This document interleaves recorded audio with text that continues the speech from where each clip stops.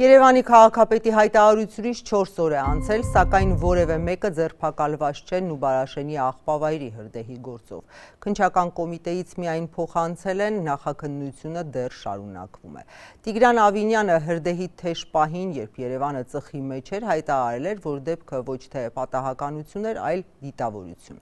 Հենց հաջորդ օրը քրեական գործ հարուցվեց, Ազատությունը քաղաքապետանից հետաքրքրվել էր, ինչ տեղեկությունների հիման վրա էր քաղաքապետը իր պնդումը արել, պատասխան ենք ստացել։ Նուբարաշենի աղբավայրի հրդեհի հետ կապված 3 գործոն կա։ Առաջին, հրդեհի հաջորդ օրվա հստակ պատկերն այն էր, որ աղբը սկսել է այրվել արտաքին հատվածից եւ հետո է խորացել դեպի խորքերը։ Երկրորդ, հրդեհից 2 օր առաջ աղբավայրի պահակին մոտեցել են անհայտ անձինք, անուղղակի ակնարկներ արել, որոնք այժմ ուսումնասիրվում են իրավապահների կողմից։ Երրորդ, ընկերության հետ, որն իրականացնում էր աղբավայրի սպասարկումը, չեղարկվել է համագործակցությունը մինչ հրդեհը, գործառույթը տեղափոխվել է քաղաքապետարանին։ Վերը թվարկվածը հիմք է տալիս ենթադրելու, որ տարածքը դիտավորյալ է հրդեհվել։ Միաժամանակ իրավապահ մարմինների քննության ընթացքում պահպանվում է անմեղության կանխավարկածը եւ վերջնական եզրակացությունը կտրվի քննության արդյունքներով։